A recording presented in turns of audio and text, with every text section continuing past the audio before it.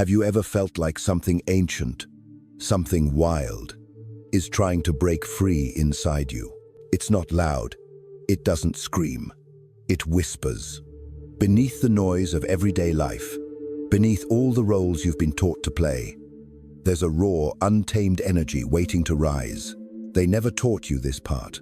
They never told you that a woman's wildness, her truth, her chaos, her fire isn't something to fear. It's something sacred. You're not alone. And this is not just about her. This is about you, what you've forgotten, what society made you bury, what your soul is aching to remember. This is the ancient power they never warned you about. The truth they didn't put in textbooks. A part of you that still remembers what it means to be alive. If this resonates even a little, keep watching. This might just change how you see women, men, and yourself. Once upon a time, there was a little girl who laughed too loudly, asked too many questions, and danced when there wasn't any music. She was bright, fierce, and completely unaware that her light made others uncomfortable. But one day, someone told her she was too much, too loud, too emotional, too intense. So she lowered her voice, she shrunk her joy, she swallowed her truth.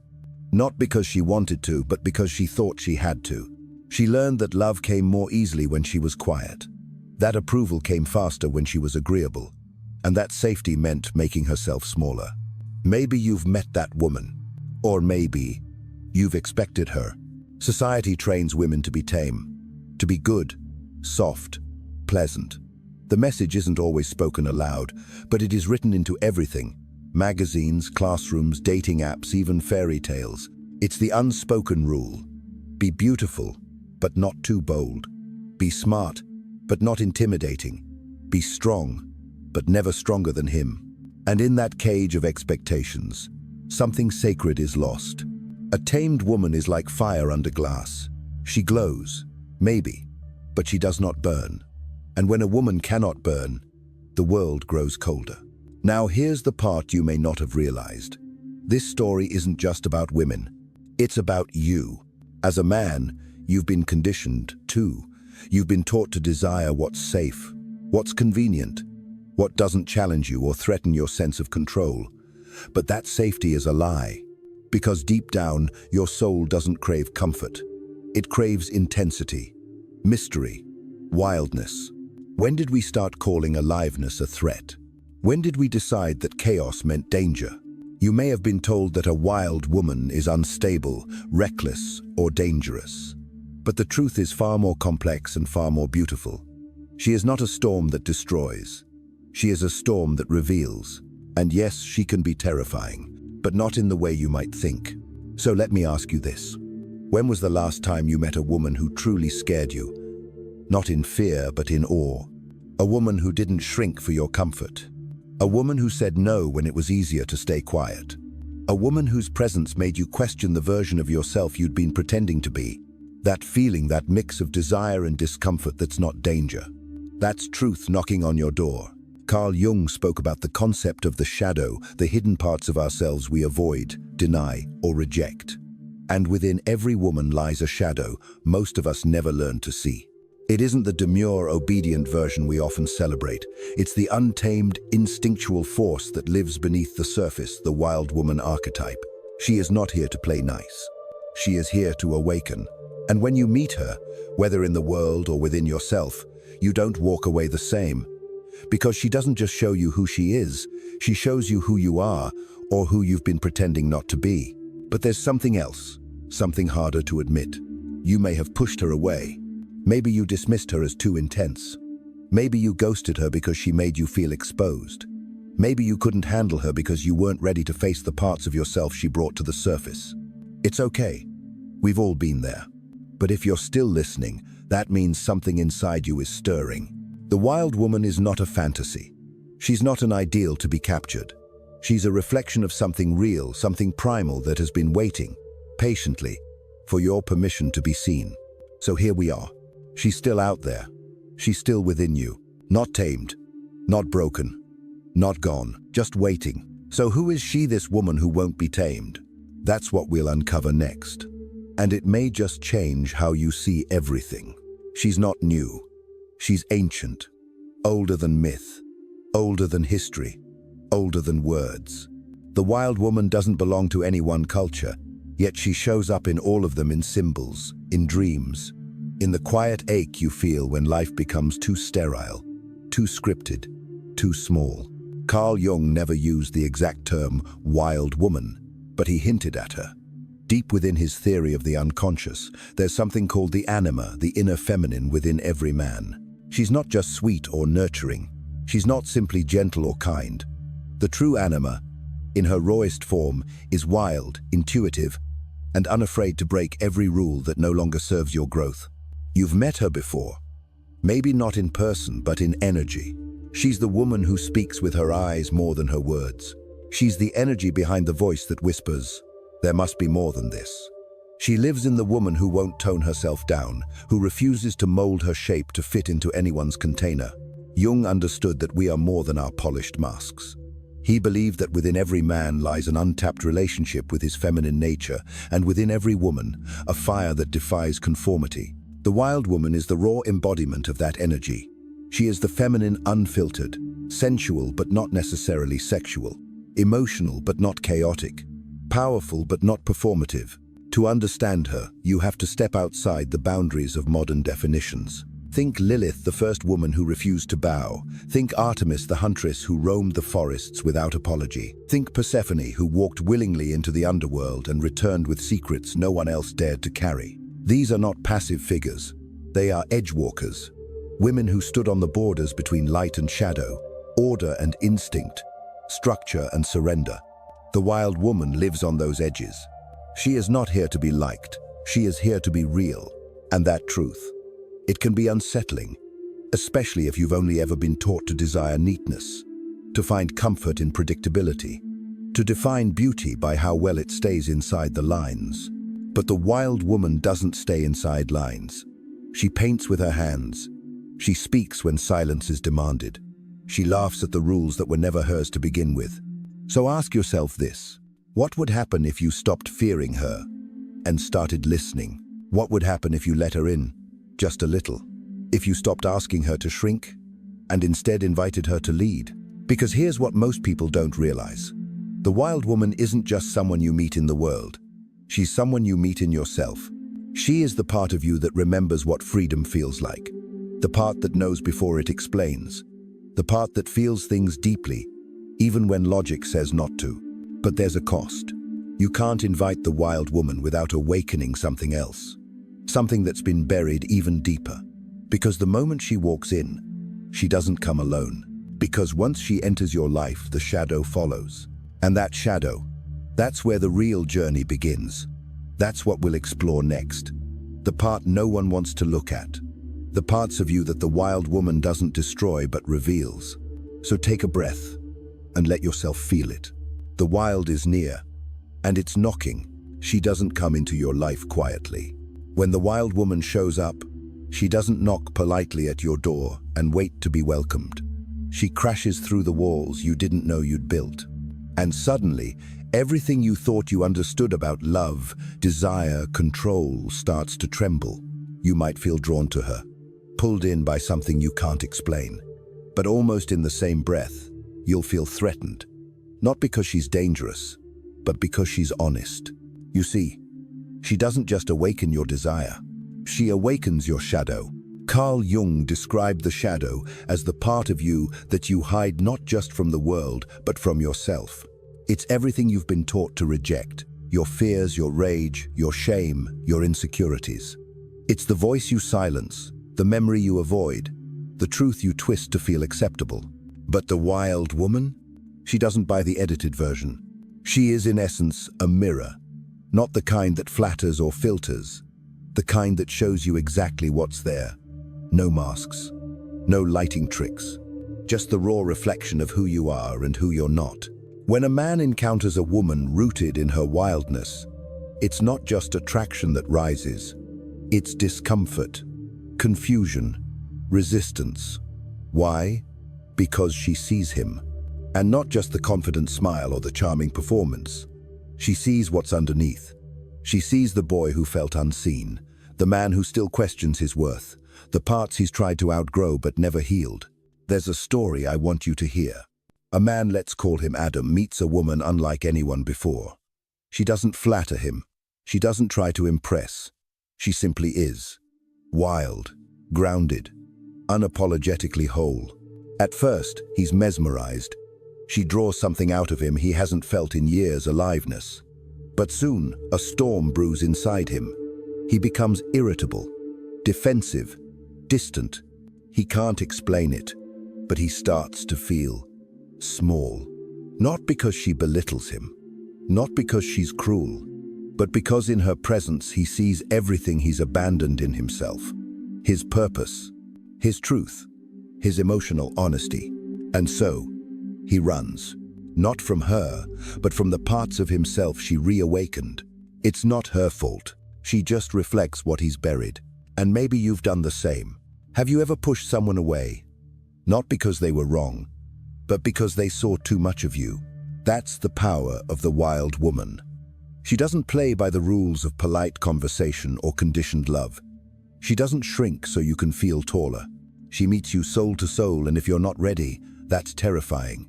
But here's the hard truth. The fear she triggers is often your own shadow begging to be seen. She doesn't create the wound. She just touches it. She doesn't make you feel inadequate. She simply refuses to validate the version of you that's built on hiding. And that's where the real opportunity lies.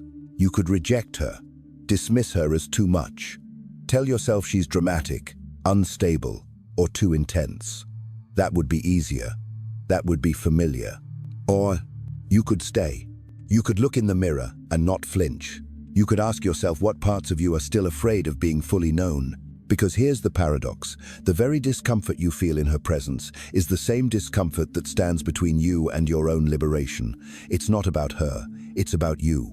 And what she awakens in you, if you're willing to face it, might just be the very thing you've been searching for. But this path isn't for the faint of heart. To walk with her, you have to walk through your own darkness. To love her, you have to love the parts of yourself you once rejected. That's why most people run. Not because they don't feel something real, but because they do. And yet, for the man who dares to stay, something primal awakens. It's not just about embracing her. It's about reclaiming what she reflects. And that's exactly what we're going to explore next. Because when you face the shadow, you remember the fire. Meeting her is like entering a forest you've always feared but secretly longed for. There's a hush to it, a sacred tension. You sense you're stepping onto ground that doesn't obey your rules. No signs, no directions, just instinct. And in that moment, something in you stirs, a hunger you almost forgot was there. The wild woman doesn't show up to complete you. She shows up to call you. And that call isn't sweet. It's disruptive. It breaks your rhythm. It cracks your armor. You can't stay the same man you were before. Not if you choose to truly meet her. At first, you'll want to control it. That's what we're taught, isn't it? Stay in charge. Hold the reins. Keep things logical, calm, predictable. But this kind of energy doesn't respond to force. She doesn't bend to your will. She moves like water through your fingers. And if you try to trap her, she disappears. So the man who truly meets her doesn't conquer.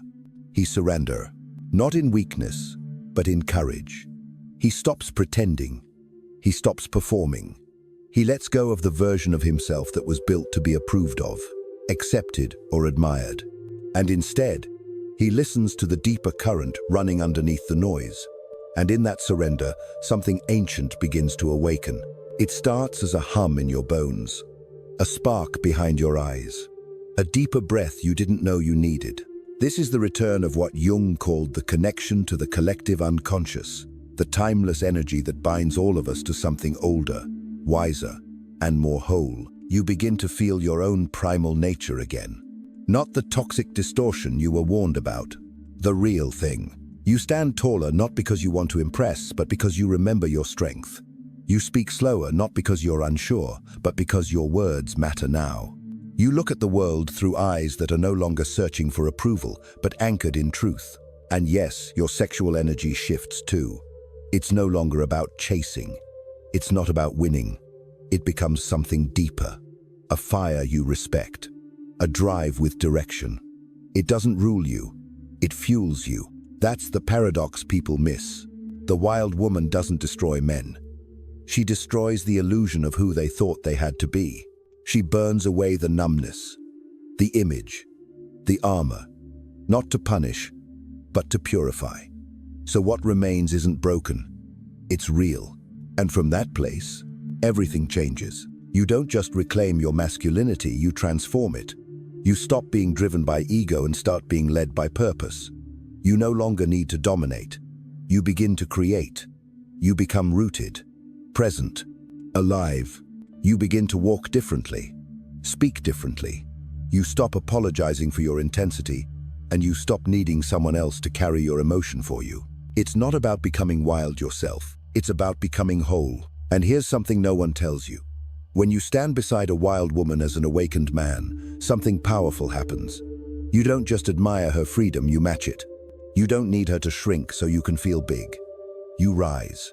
But this isn't easy work. Not everyone makes it through the fire. So ask yourself this: are you brave enough to stand in her fire and become who you truly are? Are you ready to let go of the mask? To face the shadow? To meet yourself where it's raw, where it's honest, where it's finally free? Because if you are, you won't just meet a woman, you'll meet a mirror, you'll meet your edge. And on the other side, you'll meet the man you were born to be. And now, if you're still with me, there's one more piece to explore. Because the wild woman doesn't just live outside of you, she also lives within you. And the call to reclaim that part of you, that's where we go next. She was sitting in the car, keys in hand, eyes fixed on the rearview mirror. It was supposed to be just another dinner, another evening where she smiled at the right moments, nodded politely, and kept her opinion soft enough not to shake the room. But something in her snapped, quietly, softly. Finally, that night, she didn't go. She didn't explain, didn't apologize. She turned the key, drove the other way, and didn't look back. That woman could be anyone. She could be you. Because wild woman energy isn't only about someone you meet, it's about something you remember. The truth is, the wild woman lives in all of us. She's not limited to gender, age, or background. She's not defined by rebellion or recklessness. She is the untouched, untamed part of your soul that never stopped beating, even when the world told you to quiet down. Maybe you've ignored her, maybe you silenced her with long hours, people-pleasing, or perfection, but she hasn't gone anywhere. She's still there, beneath the noise, beneath the conditioning, waiting for the moment you stop running from your own fire. So let me ask you something deeply human. When did you start apologizing for your intensity? When did your joy become too loud? When did your pain become too heavy? When did your truth start needing permission? You were never meant to fit perfectly. You were meant to feel, to create, to speak, to live. And reclaiming your wildness doesn't mean breaking everything down. It means returning to what was always yours. No one else can do this for you. But here's how it often begins, not with a dramatic leap, but with a quiet, sacred turn inward. You start by listening to your body. The tension in your jaw, the tightness in your chest, the electricity under your skin that says, something isn't right. You begin to trust your intuition again, not as a backup plan, but as your compass. That gut feeling, that whisper, that sense of yes or no before you even have the words, that's not random. That's wisdom. And most of all, you stop asking for permission to be who you already are. You don't need to water yourself down to be accepted. You don't need to shrink your truth to be loved. The wild woman in you knows this, and she's waiting for you to know it too, because there's a life that's been waiting for you. Not the life others scripted, but the one that feels like home in your bones. It's not polished, it's not perfect, but it's real, and it's yours. And here's something I want you to hold on to. You are not too much. You are exactly enough for the wild life that's waiting for you. You don't need to be more. You don't need to earn it. All you need to do is remember. Remember the part of you that danced before you knew what others thought. The part of you that spoke before you calculated the impact. The part of you that felt before you feared. That's the part the world needs. Not your perfection, not your performance. The world doesn't need more perfection, it needs your fire, your truth, your voice, your wildness. Because when you reclaim that, when you return to that untamed part of yourself, you don't just heal, you lead, you inspire, You become the invitation for others to do the same. And that changes everything. Now, let's bring this all together. Because this isn't the end. It's the beginning. And what happens next depends on the fire you're willing to follow. The wild woman is not a fantasy to chase or a figure to possess. She is not here to be tamed, owned, or feared. She is a force, an ancient energy that invites you not to conquer her, but to remember yourself through her. She is the call to wake up, to burn away the numbness, to live without apology. And if you've made it this far, it means something in you is already listening. The truth is, this was never just about her. It's about the part of you that still longs to be free. When you dare to face the darkness, the shadow, you don't fall apart. You come alive. This is your moment to reclaim your wild, to stop shrinking, to come home to yourself. If this touched something in you, don't hold it in. Leave a comment, tell us. Where is your wild woman hiding? Share this with someone who's ready to awaken. And if this spoke to your soul, subscribe. Because your journey doesn't end here. It's just beginning. And the fire you feel, that's not a warning. That's an invitation.